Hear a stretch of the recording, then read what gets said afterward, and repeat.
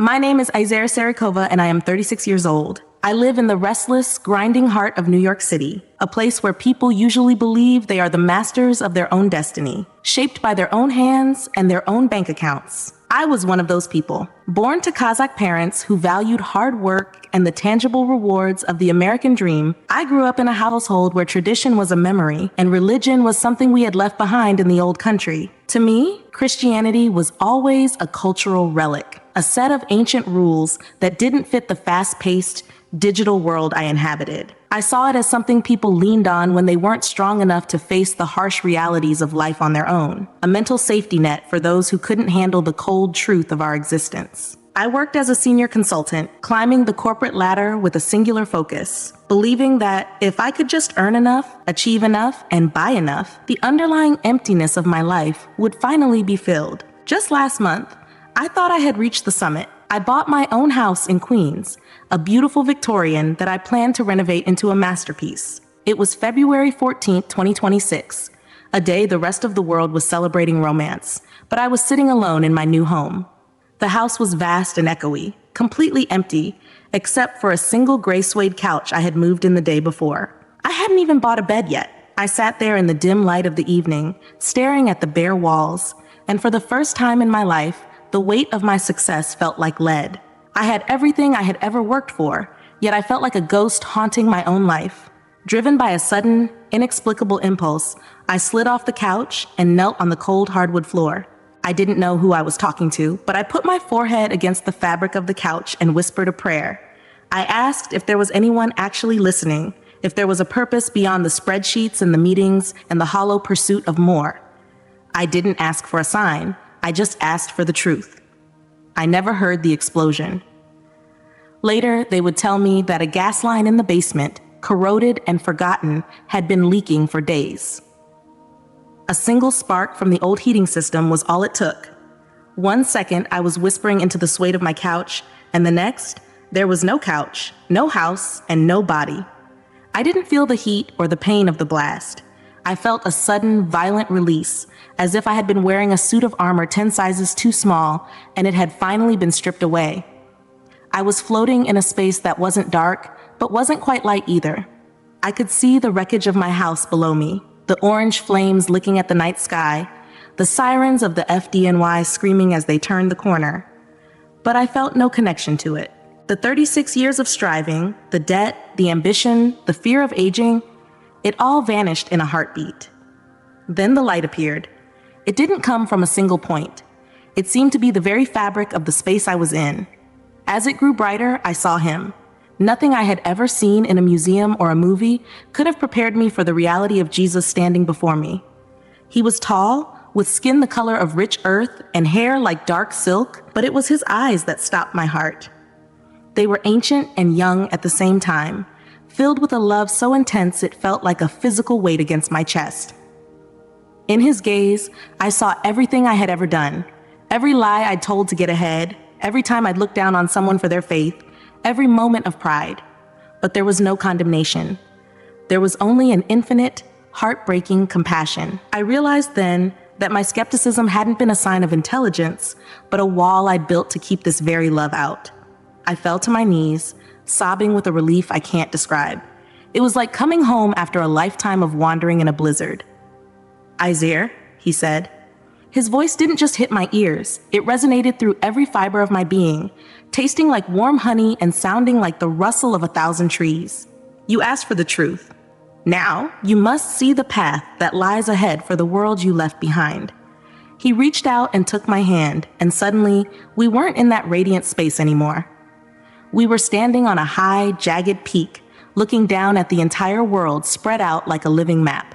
I could see the pulse of the cities, the lights of the highways, and the millions of people going about their lives, completely unaware of the fragility of the threads holding their world together.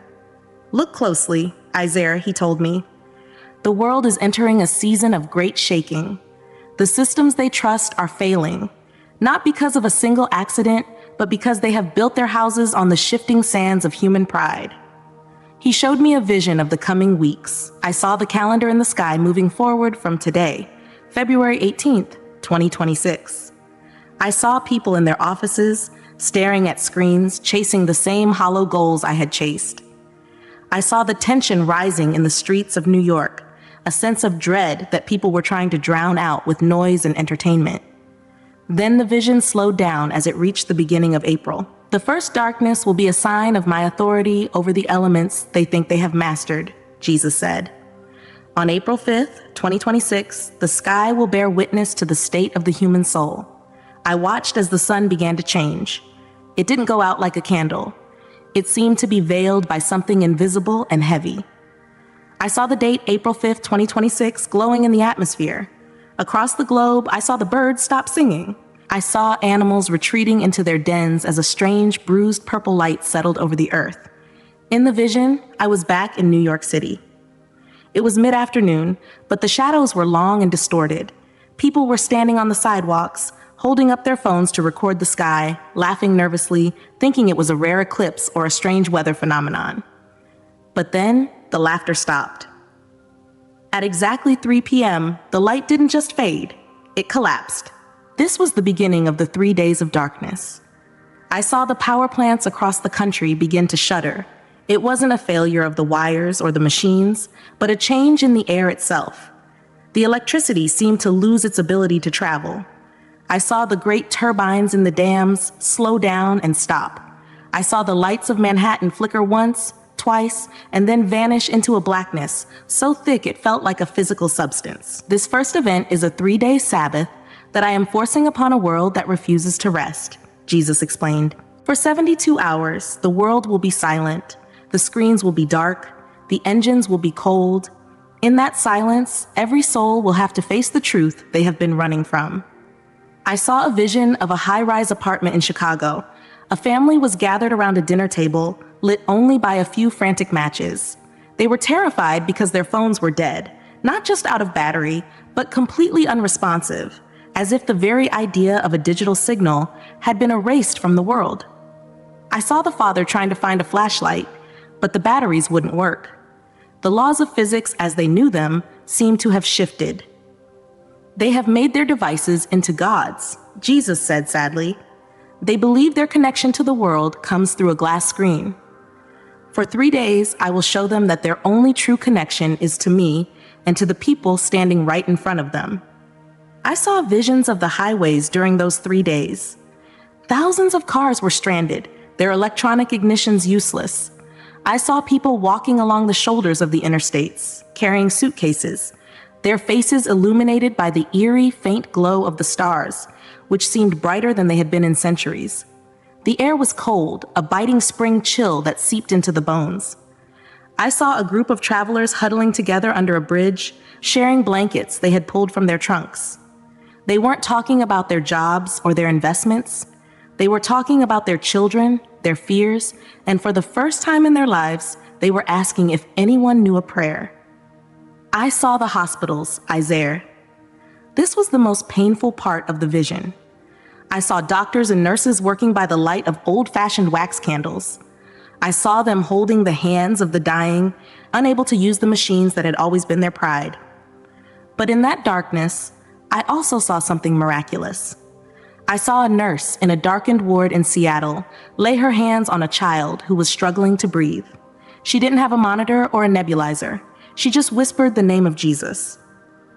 I watched as the child's lungs cleared and his breath became steady and deep.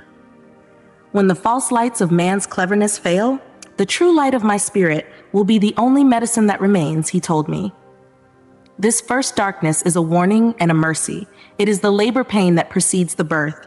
He showed me the end of those 3 days on April 8th. I saw the sun return, but it looked different, sharper, more intense. I saw people emerging from their homes, blinking in the light, weeping with relief. But I also saw how quickly the world tried to forget. I saw the news anchors, once the power returned, talking about atmospheric anomalies and unprecedented solar interference. They were already coming up with names for it, trying to fit the supernatural into a box they could understand. They were telling the people that it was over, that the danger had passed, and that they should go back to work and back to spending. They will call it a freak accident, Jesus said, his voice echoing like a warning bell. They will use the weeks following the first darkness to rebuild their pride instead of their altars. They will ignore the silence they just experienced and fill their lives with even more noise to drown out the memory of the fear they felt. But for those who have ears to hear, these weeks will be the time of the final harvest. He showed me a vision of a woman in a small town in Kazakhstan, someone who looked like my own grandmother. She was sitting in a garden, planting seeds in the dirt. She wasn't watching the news. She was singing an old hymn, her voice steady and clear. She had used the 3 days of darkness to pray for her grandchildren in the West. I saw a golden thread of light rising from her heart, connecting to 1,000 other threads across the globe. These are the ones who understand, Jesus whispered. They know that the physical world is just a veil. They are the ones who will lead others through the second and third events.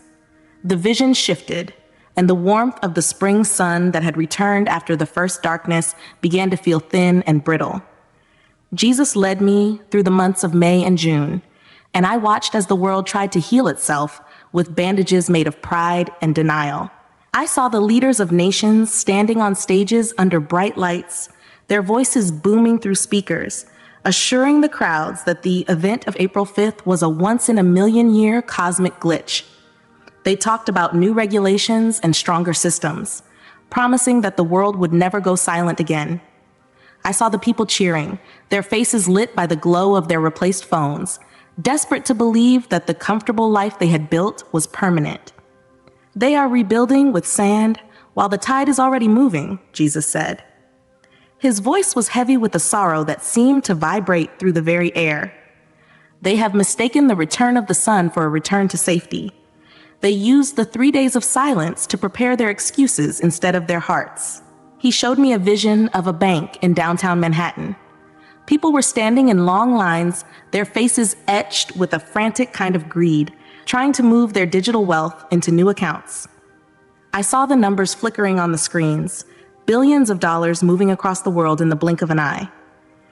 But as I watched, Jesus touched the screen in the vision, and I saw what lay beneath the numbers. The wealth wasn't real. It was just light and shadows, held together by a system that was already beginning to rot from the inside.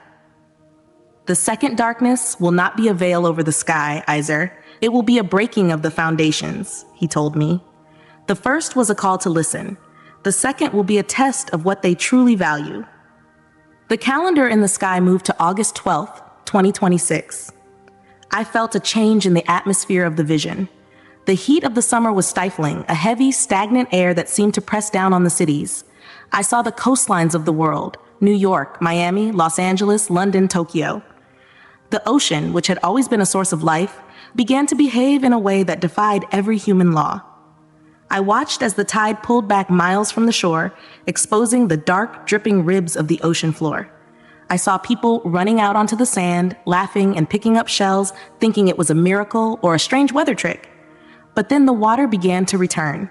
It wasn't a giant wave like in the movies. It was a steady, unstoppable rising. It was silent and relentless. The rising salt, Jesus whispered. I saw the water flow into the streets of Lower Manhattan. It didn't just flood the buildings. It found the hidden veins of the city. I saw the salt water pouring into the underground tunnels where the power lines and the communication cables were buried. I watched as the salt began to eat through the insulation, causing massive hissing short circuits that looked like underwater lightning. At exactly midnight on August 12, 2026, the second darkness fell. This wasn't the atmospheric purple light of April. This was a physical destruction. In the vision, I saw the great transformers that sit in the basements of skyscrapers begin to groan and smoke. The salt had reached their hearts. One by one, they exploded in showers of orange sparks. I saw the lights of the East Coast vanish, not in a single sweep, but in a jagged, violent sequence of failure. This darkness will last for a week, Jesus said, but the damage it leaves behind will take years to repair. In this week, the hunger will begin and the masks of the world will fall away. He showed me a vision of a grocery store in a suburb of New Jersey. It was August 14th, 2 days into the second darkness. The air was sweltering, and without refrigeration, the smell of rotting food was already beginning to fill the air. I saw people fighting over the last few cases of bottled water. I saw a man holding a thick stack of $1,000 bills, offering them to a clerk for a single bag of rice, but the clerk just pushed him away. The money was just colored paper now. It couldn't be eaten, and it couldn't buy a drop of clean water. When the machine stops, the heart is revealed, Jesus told me. Those who have spent their lives serving the machine will find themselves empty-handed. But look here, Azere. He moved my gaze to a small community in the rural hills of Pennsylvania. I saw a group of about 50 people gathered in a large barn. They had been preparing since April. I saw barrels of clean water lined up against the wall. I saw sacks of grain and jars of preserved vegetables. But more than the food, I saw the light. Each person in that barn had a soft, golden glow emanating from their chest. I saw a woman in the center of the group holding a small loaf of bread. She looked up and thanked God for it, her voice filled with a genuine peace that seemed impossible given the chaos outside. As she began to break the bread and pass it to the families, I saw a miracle. The loaf never got smaller. She would break off a piece, hand it to a hungry child, and the bread in her hand would be whole again. This is the economy of my kingdom, Jesus said, a smile finally touching his face. To those who trust in the world, August will be a month of starvation. To those who trust in me, it will be a month of multiplication. They are not just surviving, they are becoming the light for those who are lost in the shadows. He showed me the dark side of this period as well. I saw the government trying to regain control in the weeks following the August 12th event. By late August, the power was still out in most of the coastal cities. I saw officials setting up zones of stability. They told the people that if they signed a pledge of loyalty and accepted a digital identity that tracked their every move, they would be given a box of food and a gallon of water. I saw thousands of people standing in the hot sun, desperate and broken, signing away their freedom for a meal that wouldn't last the day. I saw the news, through the few working government channels, blaming the collapse on religious extremists and doomsday hoarders. They said the reason the recovery was taking so long was because people were hoarding resources and refusing to join the new system. The Great Separation is accelerating, Jesus warned. The world will offer a false light, a system that promises safety but demands the soul. My people must be ready to say no, even if it means staying in the dark. They must find the old ways again. He showed me a vision of what he called the spirit wind. I saw two groups of believers, one in Virginia and one in Tennessee. They had no phones, no radios, no way to reach each other through human means. I saw a man in Virginia kneel down in a field and pray, "Lord, our brothers in the valley have run out of salt and oil." In the same moment, miles away, a woman in Tennessee stood up from her chair and said to her husband, "The Lord is telling me the Smith family needs our help. Load the wagon." This is how my body will function when the wires are gone, Jesus said. They will hear my voice in the silence of their own spirits. They will move like the wind, meeting needs before they are even spoken aloud. But they can only do this if they have spent the months of the spring and summer learning the frequency of my heart. He showed me the dates between August and November. This was the most intense time of spiritual growth for the remnant. I saw people meeting in secret, sharing the scriptures they had memorized because their digital Bibles were gone. I saw children standing in circles, reciting the words of the prophets and the Gospels, their voices carrying a power that seemed to push back the physical cold that was beginning to settle over the land. I saw a vision of a hospital that had been abandoned by the system. It was dark and smelling of sickness. But in one wing, a small group of believers had moved in. They didn't have medicine, but they had the presence of God. I saw a man who was dying of an infection. A young girl, no more than 12 years old, walked over to him and laid her hand on his forehead. She didn't look afraid. She just said, "Jesus, heal your servant." I watched as the fever broke instantly. The color returned to the man's face, and he sat up, weeping and praising God. In the darkness of the second event, the miracles of the early church were being reborn. The second darkness is the school of faith, Jesus told me. It is where my people learn that I am enough. I am the bread, I am the water, and I am the light that no salt can ever extinguish. He then showed me a map of the spiritual state of the nation as we approach the end of the year. The map didn't show borders or cities. It showed points of light. In the east, where the physical darkness was the deepest, the golden pinpricks were the brightest. They were connected by thin, glowing threads that looked like a web of gold draped over the country. These are the sanctuaries, he said. By November, these will be the only places where there is true peace. Everywhere else, the world will be tearing itself apart in fear and anger. You must tell them, Izeri, do not look to the capitals for help. Look to the Father and look to your neighbor. The vision began to grow colder, and I saw the first frost of October 2026. The atmosphere became heavy with a final staggering tension. And now, Jesus said, his voice sounding like the roll of distant thunder, you must see the final test, the day when the silence becomes absolute. The air on that mountain height grew thin and sharp, vibrating with a frequency that made my spirit ache. I watched as the landscape of the vision shifted toward the very end of the year 2026. The world below us looked like a tapestry that had been torn and clumsily mended. The great cities of the east were dark scars on the earth, while the west looked like a fortress, bristling with walls and armed men trying to hold back the inevitable tide of hunger and fear. Jesus turned his gaze toward the final vision. Terence, he said, calling me by my soul's name, now comes the moment where the pride of man and the groaning of creation meet in a final, shattering collision. This is the day the world has chosen to celebrate the flesh, but I will use it to reveal the spirit. The date December 25th, 2026, appeared in the sky, glowing with a cold silver light. This was the third darkness. I saw the sun, which had been a source of warning in April and a witness to the rising waters in August, begin to convulse once more. It looked like a giant heart suffering a final, massive spasm.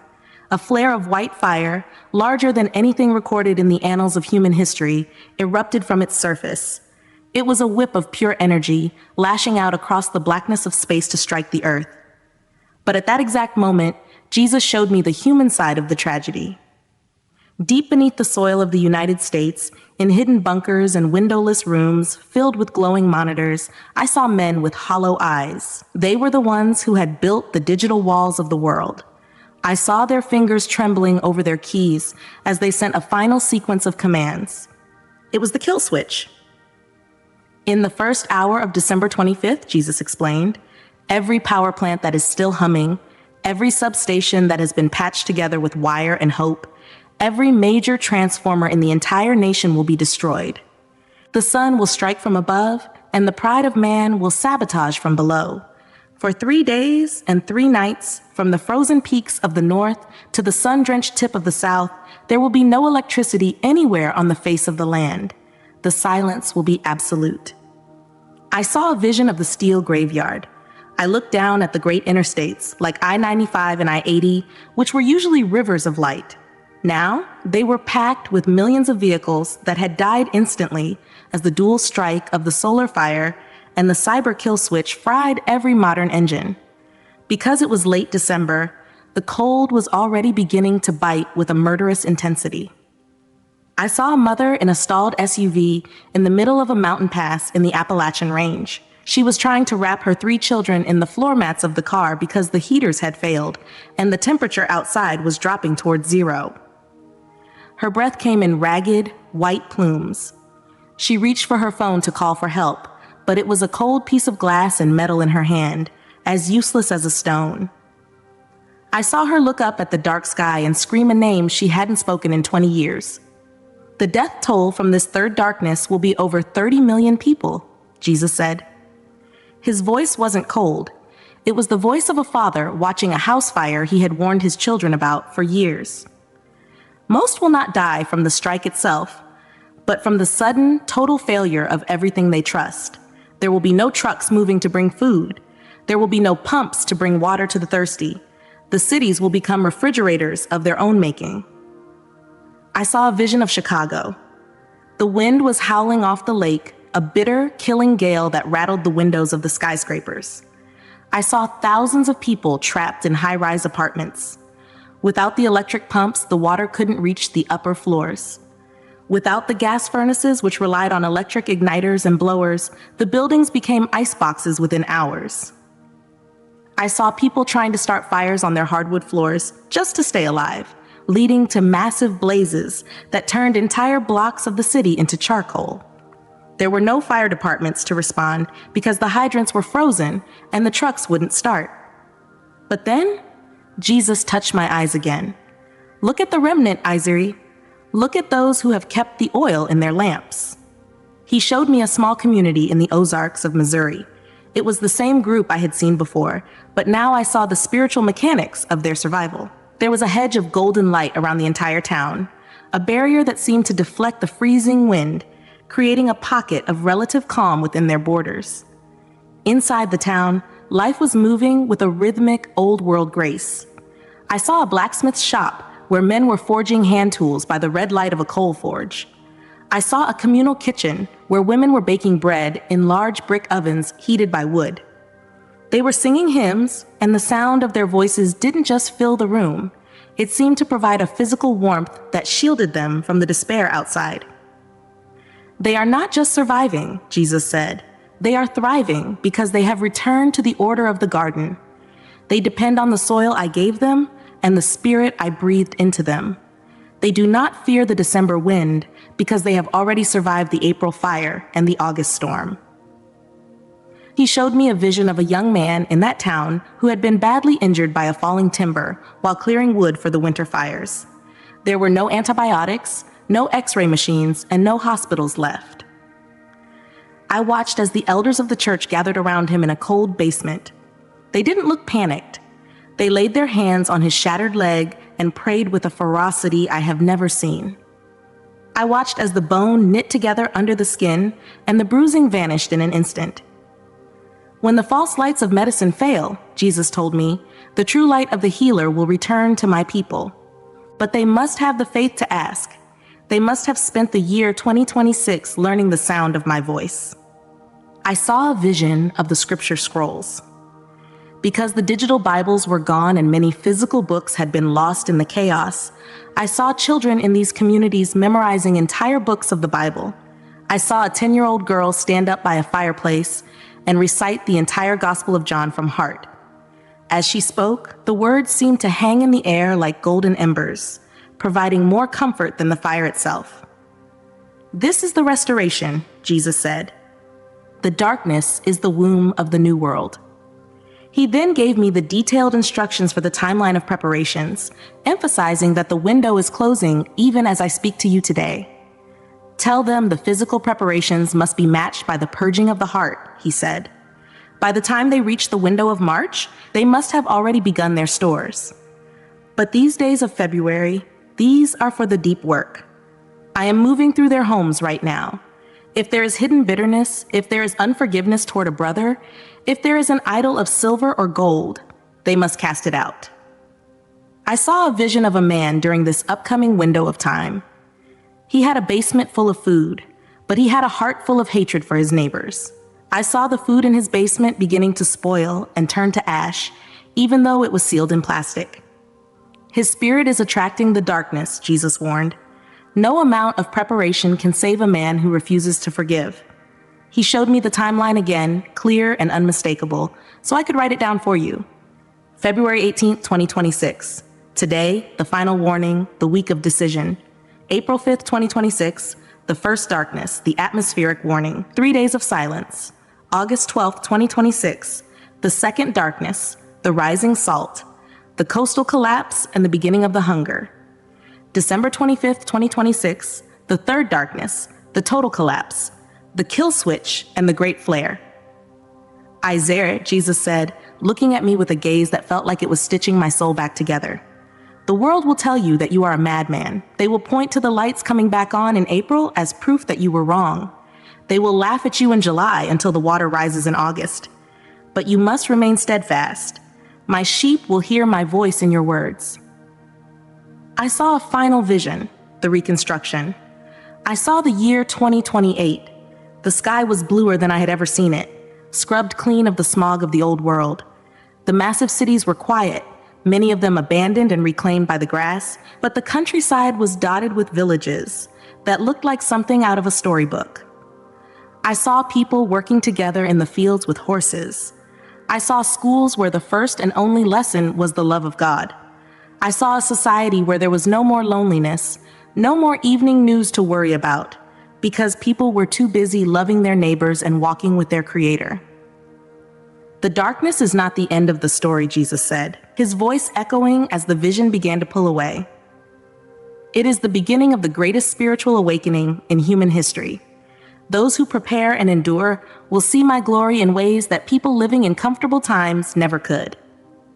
I felt that pulling sensation again, stronger this time, dragging me back toward the weight of my physical body. I felt the heat of the fire, the smell of the smoke, and the sudden, crushing weight of my broken bones. Lord, what if they don't believe me? I cried out as the light began to fade. Jesus smiled with infinite love. Isaiah, you are not responsible for convincing anyone. You are only responsible for delivering the message faithfully. I will make sure it reaches those who are meant to hear it. Remember, you are never alone. I am with you always. The next thing I knew, I was gasping for air in a hospital bed, machines beeping frantically around me. My supervisor, Tom, was there, looking like he'd aged 20 years in a single afternoon. A nurse was checking my vitals with an expression of pure amazement. Isaiah, thank God you're awake, Tom said, his voice shaking. You've been unconscious for days. The doctors, they said there was massive trauma. They didn't think you'd ever open your eyes again. The doctor who rushed in couldn't explain what he was seeing. Miss Sarakova, he said, studying my charts. The explosion in your home was catastrophic. By every medical standard, the internal damage should have been fatal. We recorded no brain activity for hours. I've been practicing medicine for 30 years, and I've never seen a recovery like this. It's as if your body just decided to rebuild itself. But I wasn't the same person who had knelt by that couch on February 14th. I had been transformed because I had seen the future and had been given a mission. I've spent every moment since then trying to find a way to tell you this. I am sitting here on February 18th, 2026, and I am telling you that the window is closing. The first darkness is coming on April 5th. If you are reading this right now, you have felt the stirring in your own spirit. You know the world is fragile. You know the peace we enjoy is a thin veneer. Here is what you need to do.